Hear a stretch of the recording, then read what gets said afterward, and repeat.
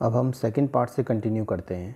इस पार्ट में हम देखेंगे कि इनसाइडर्स या बिग प्लेयर मार्केट की टेस्टिंग कैसे करते हैं। जब इनसाइडर एक एक्यूमुलेशन फेज से गुजरते हैं और फिर वो जब ऊपर की तरफ जाते हैं तो वो एक टेस्ट करना चाहते हैं, देखते हैं कि मार्केट में कहीं और सेलर्स मौजूद तो नहीं है। तो वो क्या करते हैं, छोटा सा एक टेस्ट लेते हैं, वो थोड़ा सा एक डिप लेते हैं, वो डाउनवर्ड साइड को जाते हैं और अगर वहाँ पर वॉल्यूम लो आया तो मतलब अभी कोई इतने सेलर बचे नहीं हैं, उन्होंने सब निकाल दिए हैं मार्केट से, तो अभी उनको कोई प्रॉब्लम नहीं होगी। नेक्स्ट जो है कि अगर वो टेस्ट लेते हैं और उसमें वॉल्यूम ज़्यादा आया तो ये उनके लिए एक बैड न्यूज़ रहेगी, क्योंकि अगर वो ऊपर को गए और वहाँ पर उन्होंने अपना गेम शुरू करने से पहले सेलर्स ने अपना गेम शुरू कर दिया तो वो उनको महंगा पड़ेगा। तो अगर जैसे वो देखते हैं कि यहाँ पर वॉल्यूम ज़्यादा है तो दोबारा वो उसको एक्यूमुलेशन फेज पे लाते हैं, दोबारा शेक आउट करते हैं सारे सेलर्स को एंड देन वो ट्रेंड ऊपर की तरह कंटिन्यू करते हैं। सेम गोज़ फॉर अगर एक डिस्ट्रीब्यूशन फेज से अगर वो नीचे की तरफ जा रहे हैं और वो एक छोटा सा टेस्ट लेते हैं ऊपर की तरफ, ऊपर ले जाते हैं और वहाँ पर वॉल्यूम लो आता है तो मतलब अभी कोई बायर्स उतना बचा नहीं है, तो वो उसको अपने और नीचे की तरफ ले जाते हैं। और अगर उनको नीचे की तरफ ले जाते वक्त एक टेस्ट लेते हैं और उनको हाई वॉल्यूम मिलता है देन उनके लिए ये प्रॉब्लम हो जाती है, फिर वो उसको दोबारा ऊपर की तरफ ले जाते हैं और जितने भी बायर्स रहते हैं वो सबको चेकआउट करने के बाद वो फिर अपना ट्रेंड रिज्यूम करते हैं। अब हम देखेंगे कि डिस्ट्रीब्यूशन जब मार्केट टॉप में रहता है तो सेलिंग क्लाइमेक्स आप कैसे पहचानोगे। सेलिंग क्लाइमेक्स का एक एंड में ये रहता है कि उनके जो अपर विक्स रहते हैं वो बहुत ही हाई रहेंगे, करस्पॉन्डिंग जो वॉल्यूम्स रहेंगे वो बहुत ही एवरेज वॉल्यूम से हाई होंगे। सेलिंग क्लाइमेक्स में लास्ट में आपको अपर विक्स हाई मिलेंगे और उनके करस्पॉन्डिंग वॉल्यूम्स एवरेज वॉल्यूम से ज़्यादा रहेंगे। इट मीन्स कि वो अपना सब कुछ सेल कर चुके हैं, नाउ दे आर प्रिपेयरिंग उसको नीचे ले जाने के लिए, तो वो वहाँ से एक प्राइस रेंज में जो है वो वहाँ से ब्रेकआउट देंगे और वो नीचे की तरफ उस प्राइस को ले जाएंगे। बाइंग क्लाइमेक्स में एक्यूमुलेशन फेज़ में जब प्राइस नीचे रहता है तो आपको नीचे की तरफ विक ज़्यादा दिखाई देंगे और उसके corresponding volume bars average volume से ज़्यादा रहेंगे, तो इट मीन्स वो एक ब्रेकआउट के लिए प्रिपेयर रहेंगे और जैसे ही वो एक रेजिस्टेंस तोड़ेंगे तो वो ब्रेकआउट हो चुका होगा। सबसे पहले आता है accumulation phase, then markup. Markup means up trend, then distribution phase जहाँ पर वो अपना सेलिंग क्लाइमेक्स करते हैं एंड देन मार्क डाउन, और ये डाउन ट्रेंड रहता है। सेम प्रोसेस कंटिन्यू रहती है, accumulation, markup, distribution and mark down. अब आप सोच रहे होंगे कि ये कौन से टाइम फ्रेम में रहता है। एना कॉलिंग ने बताया है कि ये सारे टाइम फ्रेम में रहता है। जैसे उन्होंने रशियन डॉल का एग्जांपल दिया हुआ है, जैसे एक छोटी डॉल एक बड़ी डॉल में फिट हो जाती है, फिर जो बड़ी डॉल होती है उससे बड़ी डॉल में फिट हो जाती है, फिर उससे बड़ी डॉल में फिट हो जाती है। तो वैसे ही 1 minute time frame, 5 minute, 5 minute का, फिर 15 मिनट, 15 मिनट का 30 मिनट, 30 मिनट का 1 hour, 1 hour to 4 hour, 4 hour to 1 day, 1 day to 1 week and 1 week to 1 month. अब हम शूटिंग स्टार का एग्जांपल देखेंगे। अगर एक शूटिंग स्टार मिलता है अप ट्रेंड में तो साइन ऑफ वीकनेस रहता है। अगर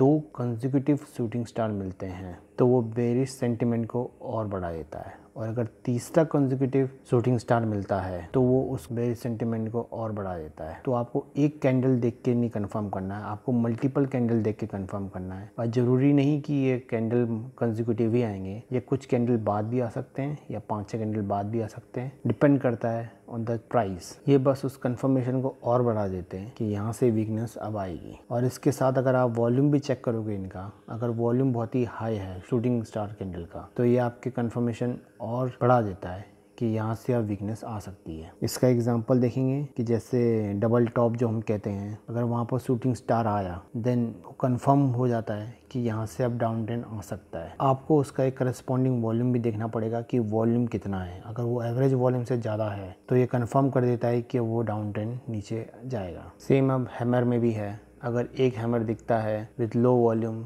देन वो उतना कंफर्म नहीं करेगा। अगर दूसरा हैमर दिखता है विथ एवरेज वॉल्यूम तो उसका थोड़ा बहुत कंफर्म करेगा। अगर तीसरा हैमर दिखता है विथ एवरेज वॉल्यूम से हाई है देन वो कंफर्म कर देगा कि अब मार्केट में स्ट्रेंथ आ चुकी है।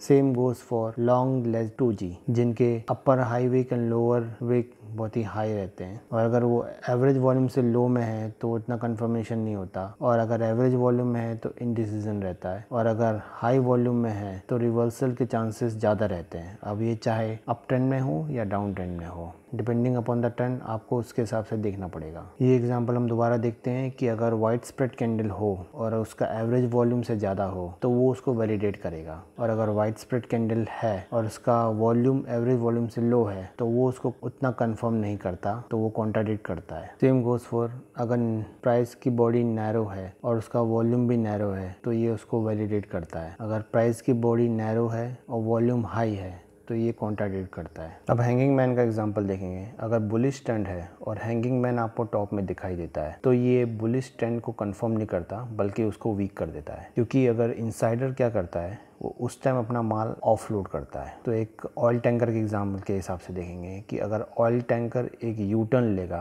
तो वो बहुत ही धीरे धीरे यू टर्न लेगा। सेम वे मार्केट अगर नीचे जाएगा तो बहुत ही धीरे धीरे नीचे को जाएगा, वो एकदम से दूसरा तीसरा कैंडल नीचे नहीं बना देगा। हालांकि एक्सेप्शन दूसरे केसेस में हो सकता है, लेकिन अगर बिगर टाइम फ्रेम में अगर आप जाओगे तो वो बहुत धीरे धीरे नीचे को जाएगा बजाय कि शॉर्टर टाइम फ्रेम में। तो यहाँ हम हैंगिंग मैन को एक बेरिश कैंडल की तरह देखेंगे। स्टॉपिंग वॉल्यूम क्या रहता है? स्टॉपिंग वॉल्यूम आपको कैसे पहचानना है? स्टॉपिंग वॉल्यूम जैसे अब मार्केट नीचे आ रहा है तो उसके लोअर वीक बहुत ही हाई होंगे और उसका बॉडी स्प्रेड बहुत ही कम होगा और वॉल्यूम्स एवरेज वॉल्यूम से बढ़ते जाएंगे। तो ये इंडिकेट करता है कि मार्केट यहाँ से रिवर्स ले सकता है, आपको उसी हिसाब से एंट्री लेनी है। Same goes for up trend. उसके अपर वीक हाई रहते हैं और बॉडी का स्प्रेड कम होता जाता है और जो वॉल्यूम्स जो रहते हैं वो एवरेज वॉल्यूम से ज़्यादा रहते हैं। इट मीन रिवर्सल आने वाला है और वो नीचे को जाने वाला है, आपको उसी हिसाब से एंट्री लेनी है इसमें। सपोर्ट एंड रेजिस्टेंस अब हम देखेंगे, जिसमें कि रेजिस्टेंस को हम सीलिंग बोलेंगे। सीलिंग भी एक दूसरा नाम रहता है। सपोर्ट जो रहता है वो फ्लोर रहता है। तो अगर प्राइस रेंज इसी में ही रोटेट कर रहा है, बाउंस कर रहा है फोर्थ एंड बैक, तो इसको सपोर्ट एंड रेजिस्टेंस मान लेंगे। और यहाँ से अगर प्राइस सपोर्ट को तोड़ता है तो एक ब्रेकआउट देगा और रेजिस्टेंस तोड़ता है तो यहाँ से वो डाउनवर्ड का ब्रेकआउट देगा।